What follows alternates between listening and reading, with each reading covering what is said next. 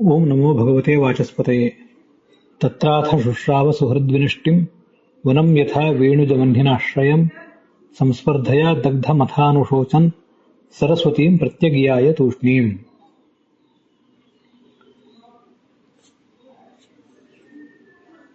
ಪ್ರಭಾಸ ಕ್ಷೇತ್ರದಲ್ಲಿ ಈ ವಿದುರನಿಗೆ ಒಂದು ಸಮಾಚಾರ ತಿಳಿದು ಬಂತು. ಮುಂದೆ ಒಂದು ಕಾಲದಲ್ಲಿ ಯಾದವರು ಮುನಿಶಾಪದಿಂದ ಪರಸ್ಪರ ಕಲಹ ಮಾಡಿಕೊಂಡು ಈ ಕಾಡ್ಗಿಚ್ಚಿಗೆ ಸುಟ್ಟು ಹೋಗುವಂತೆ ತಮ್ಮ ಕುಲವನ್ನು ನಾಶ ಮಾಡಿಕೊಳ್ತಾರೆ ಅಂತ ಒಂದು ಸುದ್ದಿ ತಿಳಿದು ಬಂತು. ಕಾಡಿನಲ್ಲಿ ಬಿದಿರಿನ ಮೇಳೆಗಳು ಪರಸ್ಪರ ಸಂಘರ್ಷಿಸಿದಾಗ ಬೆಂಕಿ ಹುಟ್ಟಿ ಅದು ಹೇಗೆ ಕಾಡನ್ನು ನಾಶ ಮಾಡ್ತದೋ ಹಾಗೆ ಈ ಯಾದವರ ವಂಶಗಳು ಅಂದರೆ ಪಂಗಡಗಳು ಅವುಗಳಲ್ಲೇ ಪರಸ್ಪರ ಸಂಘರ್ಷ ಆಗಿ ಅವರೆಲ್ಲರೂ ಕುಲವನ್ನೇ ನಾಶ ಮಾಡಿಕೊಳ್ತಾರೆ ಅಂತ ಅವನಿಗೆ ಪ್ರಾಯ ಜನರಿಂದ ಸುದ್ದಿ ತಿಳಿಯಿತು. ಅದಕ್ಕೆ ಅವನು ದುಃಖಪಟ್ಟ.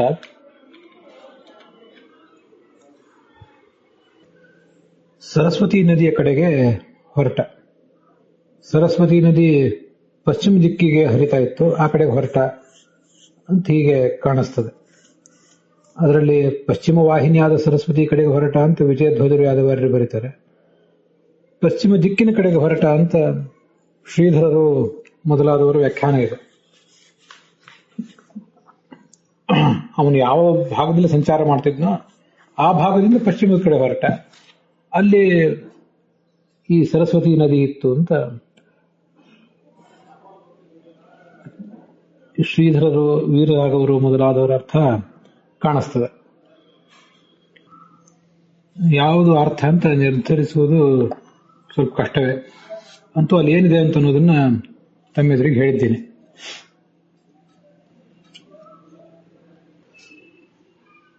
ಈ ಶ್ಲೋಕದಲ್ಲಿ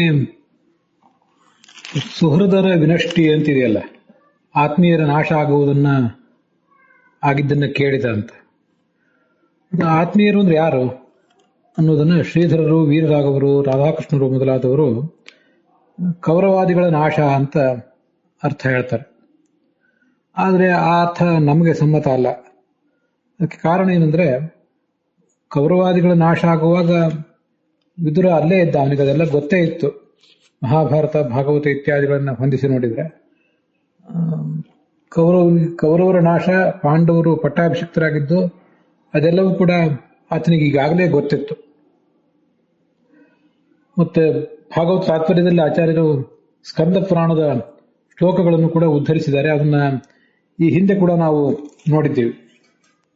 ಸ್ಕಂದ ಪುರಾಣದಲ್ಲಿ ರಾಮನ ಮತ್ತೆ ಕೃಷ್ಣನ ಕಥೆ ತುಂಬಾ ವಿಸ್ತೃತವಾಗಿ ಇತ್ತು ಅಂತ ಕಾಣಿಸ್ತದೆ ಹಿಂದೆ. ಈಗ ಅದೆಷ್ಟು ಉಪಲಬ್ಧಿ ಇದೆಯಲ್ಲೋ ಗೊತ್ತಿಲ್ಲ.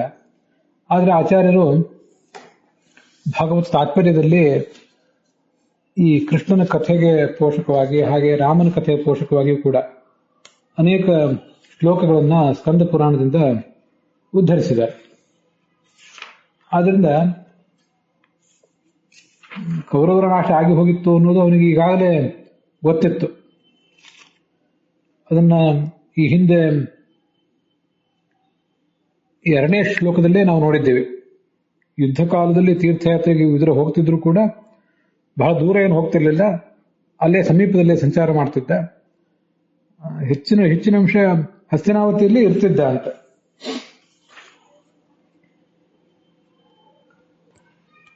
ಆದ್ದರಿಂದ ಮಹಾಭಾರತ, ಭಾಗವತ, ಸ್ಕಂಧ ಪುರಾಣ ಇತ್ಯಾದಿಗಳನ್ನ ನಾವು ಹೊಂದಿಸಿ ನೋಡಿದ್ರೆ ಕೌರವರ ನಾಶ ಆಗಿದ್ದು ಈಗಾಗಲೇ ವಿದುರನಿಗೆ ಗೊತ್ತಿತ್ತು. ಆದ್ರಿಂದ ಇದು ಸುಹೃದ್ ವಿನಾಶ ಅಂದ್ರೆ ಆತ್ಮೀಯರಾದ ಯಾದವರ ವಿನಾಶ.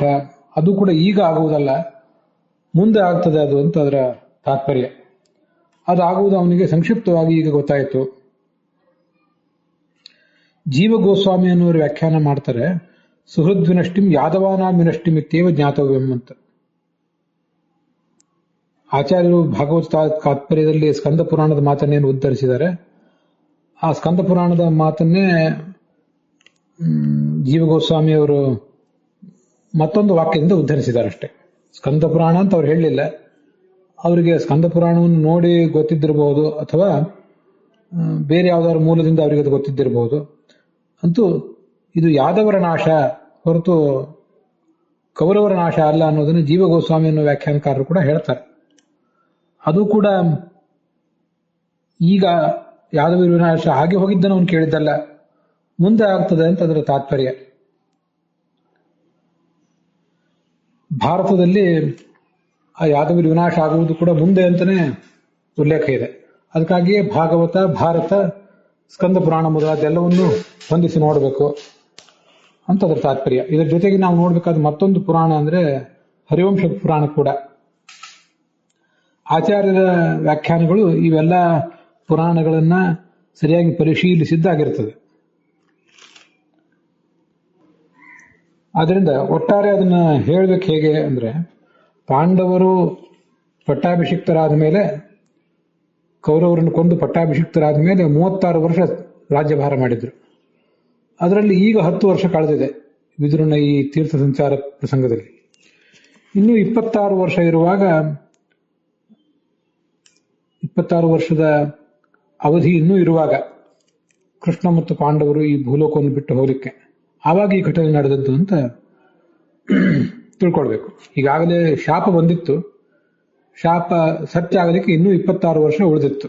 ಅದು ಅನಂತ ತೀರ್ಥರು ಅನ್ನೋ ವ್ಯಾಖ್ಯಾನದಿಂದ ನಮಗೆ ಗೊತ್ತಾಗ್ತದೆ. ವಿದುರನಿಗೆ ಈ ಸಮಾಚಾರ ತಿಳಿದಾಗ ಇನ್ನೂ 26 ವರ್ಷಗಳು ಉಳಿದಿದ್ದವು, 10 ವರ್ಷಗಳು ಮಾತ್ರ ಗತಿಸಿದ್ದವು ಅನ್ನೋದು ಯಾಕೆ ಅನ್ನೋದನ್ನ ಮತ್ತೆ ಮುಂದೆ ಹೇಳ್ತೇನೆ.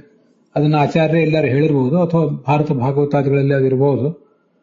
ಮುಂದೆ ಅದನ್ನು ಮತ್ತೊಂದ್ಸರಿ ಹೇಳ್ತೇನೆ. ಇಲ್ಲಿ ಆಚಾರ್ಯರು ಸ್ಕಂದ ಪುರಾಣದ ಮಾತನ್ನ ಉದ್ಧರಿಸಿದ್ದಾರೆ. ವಿದುರಸ್ತು ಪ್ರಭಾಸಸ್ಥ ಶಾಪಂ ಸಂಕ್ಷೇಪದೋಷಣೋತ್ ಯದೂನಾಂ ವಿಸ್ತರಾತ್ ಪಶ್ಚಾತ್ ಉದ್ಧವಾದ್ ಯಮುನಾಮನು ಅಂತ. ಈ ಪ್ರಭಾಸ ಕ್ಷೇತ್ರದಲ್ಲಿದ್ದಾಗ ಯಾದವರಿಗೆ ಬಂದ ಮುನಿಶಾಪವನ್ನು ಸಂಕ್ಷೇಪವಾಗಿ ತಿಳ್ಕೊಂಡ ಈ ವಿದುರ.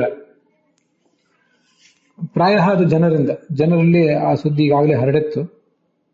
ಅದರಿಂದ ಎಲ್ಲಿಂದ ಯಾರಿಂದ ಅಂತ ಅಲ್ಲಿ ಬಂದಿಲ್ಲ, ಆದರೆ ಜನರ ಮಾತಿನಲ್ಲಿ ಅದು ಕೇಳಿ ಬರ್ತಿತ್ತು.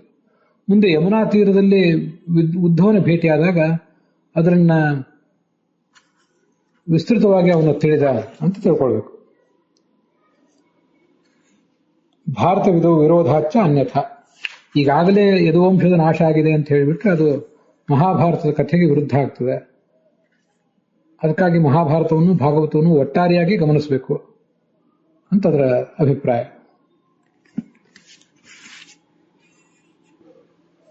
ಮುಂದೆ 22ನೇ ಶ್ಲೋಕ.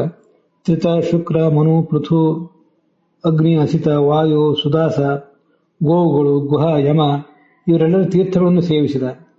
ಮುನಿಗಳು ದೇವತೆಗಳು ನಿರ್ಮಿಸಿದಂಥ ಅನೇಕ ಭಗವನ್ ಮಂದಿರಗಳನ್ನ, ಭಗವಂತನ ಕ್ಷೇತ್ರಗಳನ್ನ ಆತ ಸಂಚರಿಸಿದ ಅಂತ ಹೇಳ್ತಾರೆ. ತ್ರಿತ ಅಂದ್ರೆ ಒಬ್ಬ ಋಷಿ, ಹಾಗೆ ಶುಕ್ರ ಮೊದಲಾದವರು.